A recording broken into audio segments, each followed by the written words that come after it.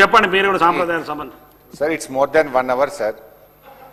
మా రిక్వెస్ట్ ఏంటంటే ఒకవేళ వారు మాట్లాడిన దాంట్లో ఏదైనా పొరపాటు ఉంటే మీరు దాన్ని డిలీట్ చేసేయండి, సభ రికార్డుల నుంచి తొలగించి మీరు ముందుకు పోవాలి. కానీ ఇట్లా మీరు గంట సేపు సభా సమయం వృధా చేయడం కరెక్ట్ కాదు. మా రిక్వెస్ట్ మీతోని సార్, ఇప్పుడు ఎందుకంటే రైతుల పద్దు ఈరోజు ఉంది, అగ్రికల్చర్ డిపార్ట్మెంట్ ముఖ్యంగా ఎస్సీ ఎస్టీ మైనార్టీ వెల్ఫేర్ అత్యంత ముఖ్యమైనటువంటి పద్దుల మీద ఈరోజు చర్చ జరగాల్సింది.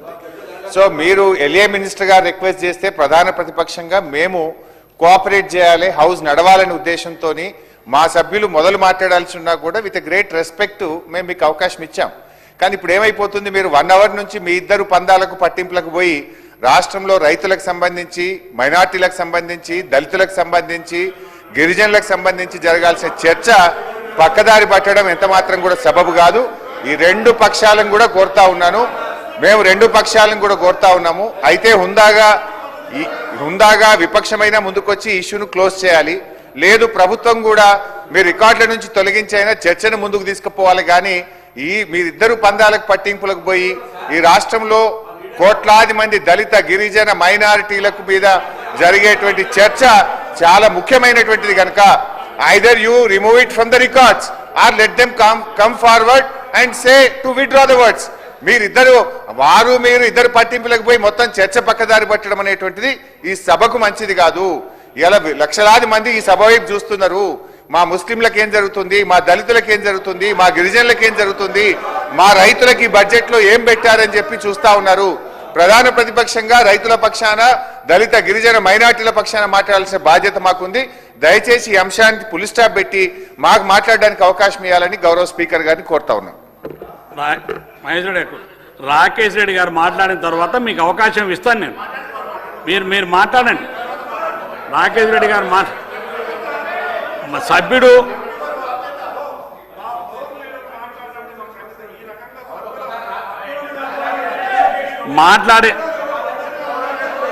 మాట్లాడిన సభ్యులు రాకేష్ రెడ్డి గారు మీరు మాట్లాడండి.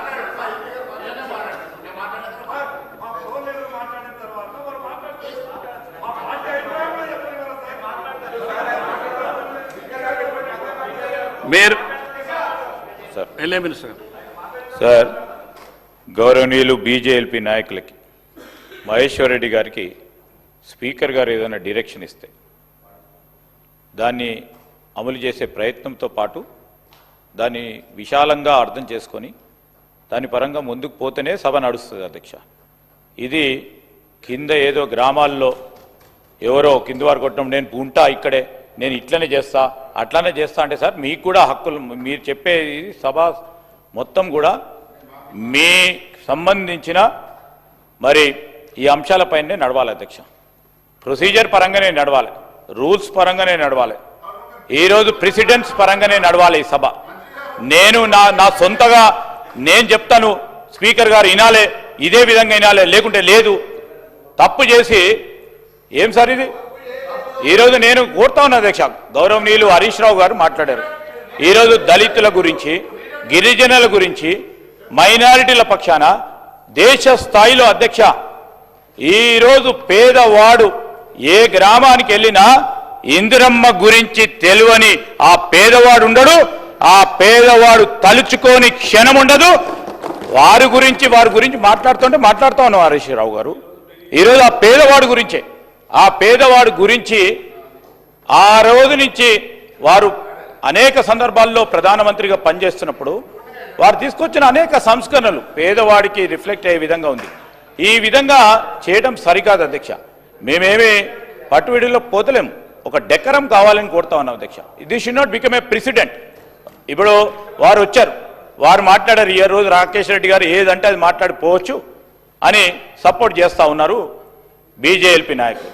రేపొద్దున మా యువ శాసన సభ్యుడు కూడా అదే విధమైన సాంప్రదాయం తీసుకుంటాడు అధ్యక్ష.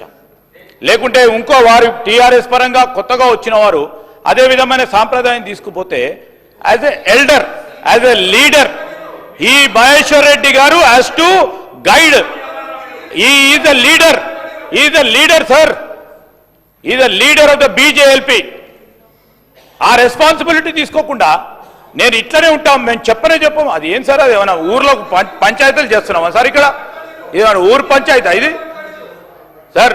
మీరు డైరెక్షన్ ఇవ్వాల్సిందే, మీరు డైరెక్షన్ పాటించాల్సిందే. మేము కానీ వారు కానీ మొత్తం 119 మంది శాసనసభ్యులు మీ డైరెక్షన్కి పాటించాల్సిందే. లేకుంటే సభా హక్కులకే ఉల్లంఘన జరుగుతున్నట్టు కనబడతా ఉంది స్పష్టంగా. దాని క్రమేణా మీరు నిర్ణయం తీసుకోవాల్సి వస్తుంది. మరి మీరు ఆలోచన చేయాలి.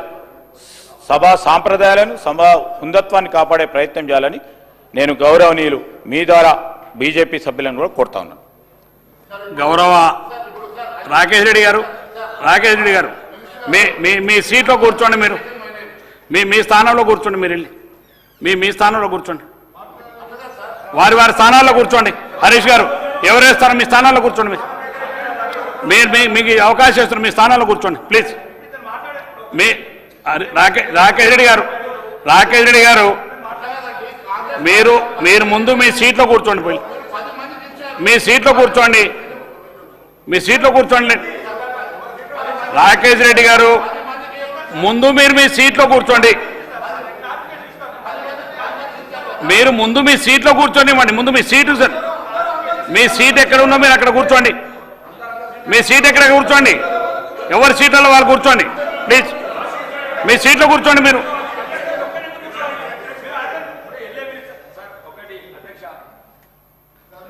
నేను రాకేష్ గారు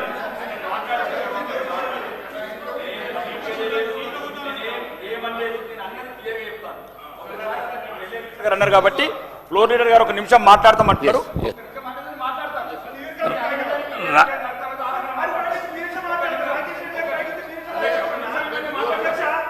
మీకు శ్రీనివాస్ గారు కూర్చోండి.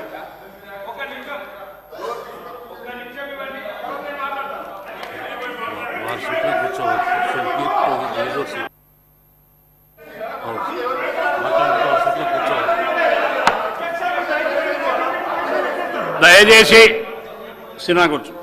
సభ్యులు మీ ముందు మీకున్న సీట్లలో కూర్చోండి ప్లీజ్. అందరు కూర్చోండి. ఎక్కడెక్కడ ఎవరెవరి సీట్లలో వాళ్ళ సీట్లలో కూర్చోండి. మీరు కూర్చోండి. మహేష్ రెడ్డి గారు ఒక్క నిమిషం ప్లీజ్. మహేష్ రెడ్డి గారు ఇది ఎవరికి వారు మాట్లాడేటువంటి కాదు.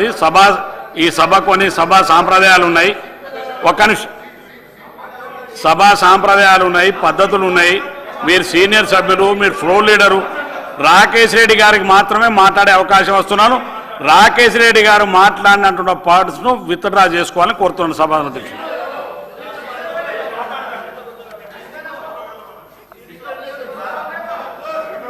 మాట్లాడండి రాకేష్ రెడ్డి గారు. అధ్యక్ష, ఇప్పటివరకు జరిగిందంతా చూశాను అధ్యక్ష. నేను కూడా శాసనసభ్యునై 2 సంవత్సరాలు, 20 ఏళ్ళు కాలేదు, కొందరిలాగా 30 ఏళ్ళు. ఒక అధ్యక్ష, నేను ఏమంటున్నానంటే, నేను మాట్లాడేటప్పుడు ప్రభుత్వ ఆధ్వర్యంలోనే ఫ్యాక్టరీ పెట్టండి, దయచేసి అన్నిటికీ ఆ పేరు పెడుతున్నారు కాబట్టి ఒక మహిళ నువ్వు ఒక నిమిషం ఆగా. నేను చెప్పింది నేను మాట్లాడి తప్పు మాట్లాడని చెప్తున్నా. నేనే ఈరోజు అధ్యక్ష నేను మాట్లాడేటప్పుడు ఏమన్నానంటే, ఏం తప్పు మాట్లాడలేదు చెప్తున్నాను. ప్రభుత్వ ఆధ్వర్యంలోనే ఆ సంస్థ పెట్టి ఈ మధ్యన ప్రతిదానికి ఒక మహిళ, మాజీ ప్రధానమంత్రి గారు, గౌరవనీయ ఉక్కు మహిళ, ప్రపంచ నాయకురాలు. నేను చెప్పింది ఈ వారం రోజులలో కూడా మీరు దయచేసి రాకేష్ రెడ్డి ఏంటంటే ఒక వారం రోజులలో 2-3 ఇంటర్వ్యూలు ఇచ్చినాం. దాంట్లో ఉక్కు మహిళ 18 సంవత్సరాలు ప్రధానమంత్రి చేసిన ఇందిరాగాంధీ గురించి కూడా నేను ఒక్కనే మాట్లాడిన తెలంగాణలో. ఆమె గురించి ఒక అవమానకర మాట సోషల్ మీడియాలో జరుగుతుంటే ఒక్క కాంగ్రెస్ సభ్యుడు కూడా తెలంగాణలో ఇయ్యలేదు కౌంటర్. నేను ఒక్కనిచ్చిన ప్రాణాలకు తెగించి. ప్రాణాలు కావాలంటే వీడియో తీసుకొచ్చి మీరు ప్లే చేయండి మొత్తం అసెంబ్లీలో. నేను ఒక్కనే మాట్లాడిన అధ్యక్ష.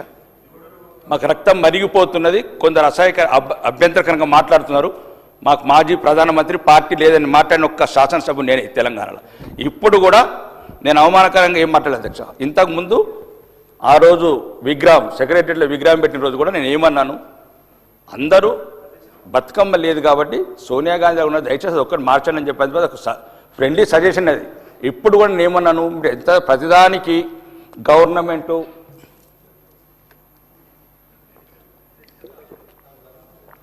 ఇప్పుడు ఇంతకుముందు ప్రభుత్వ పథకాలు ఏదైనా కానీ ఇందిరమ్మ పేరు పెడుతున్నారు కాబట్టి దయచేసి దీనికి పెట్టొద్దని చెప్పాను అధ్యక్ష. నేను దాంట్లో తప్పేం లేదు అధ్యక్ష. నేను ఆమె మీ కాంగ్రెస్కే కాదు అధ్యక్ష, దేశానికి మాజీ ప్రధానమంత్రి